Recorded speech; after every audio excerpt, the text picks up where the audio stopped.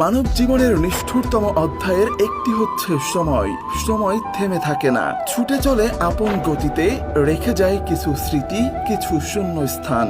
তেমনি এক স্মৃতির নাম টনি ক্রুস, লুকা মদ্রিচ ও ক্যাসেমিরো। তারা তিনজন শুধু খেলোয়াড় ছিলেন না, ছিলেন এক অসমাপ্ত সিম্ফনি, যার প্রতিটি নোটে বাজত শ্রেষ্ঠত্বের সুর। তিনটি ভিন্ন চরিত্র, তিনটি ভিন্ন দেশ, তিনটি ভিন্ন ফুটবল স্টাইল, কিন্তু তারা ছিলেন একটি শরীরের মতো, একটি আত্মার মতো, একটি হৃদয়ের মতো, যার প্রাণকেন্দ্রে ছিল একটি নাম, রিয়াল মাদ্রিদ। তাদের বোঝাপড়া এমন ছিল যেন নিজ হাতে এঁকে দিতেন রিয়াল মাদ্রিদের মাঝমাঠের মানচিত্র। টনি ক্রুসের সুনিপুণ পাস, লুকা মদ্রিচের শিল্পীর মতো বল কন্ট্রোল আর ক্যাসেমিরোর অদম্য লড়াই একসাথে গড়ে তুলেছিল মধ্যমাঠের দুর্গ, যা ভেঙে ফেলা ছিল স্বপ্নের মতো কঠিন। তারা তিনজন একসাথে সাধারণ কোনো ফুটবলার নয়, ছিল প্রকৃতির উপহার। টনি ক্রুস সেই জার্মান মেশিন, যিনি মাঠে ছিলেন নিঃশব্দ শিল্পী। বল যেন তার পায়ের নিচে চলত জাদুর মতো।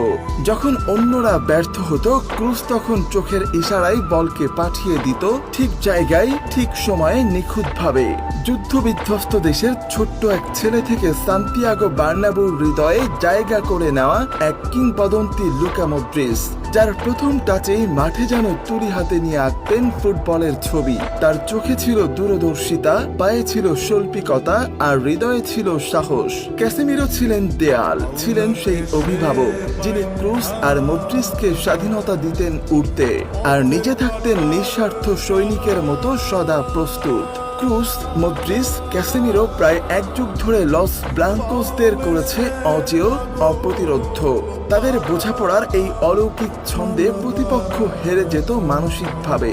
তাদের ছোঁয়ায় রিয়াল মাদ্রিদ জিতেছে চ্যাম্পিয়ন্স লিগ, লা লিগা আর বিশ্ব ফুটবলের সমস্ত গুরুত্বপূর্ণ ট্রফি। তাদের কম্বিনেশনে মাদ্রিদ শিবিরে এসেছে সাফল্যের বসন্ত।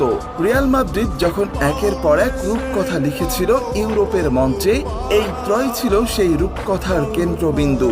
কফি হাউজের গানের মতো আস্তারা কেউ নেই বিদায় নিয়েছেন শুভ্রতার সাদা জার্সি থেকে, কিন্তু বার্নাব্যুর বাতাসে আজও ভেসে বেড়ায় তাদের ঘামের গন্ধ।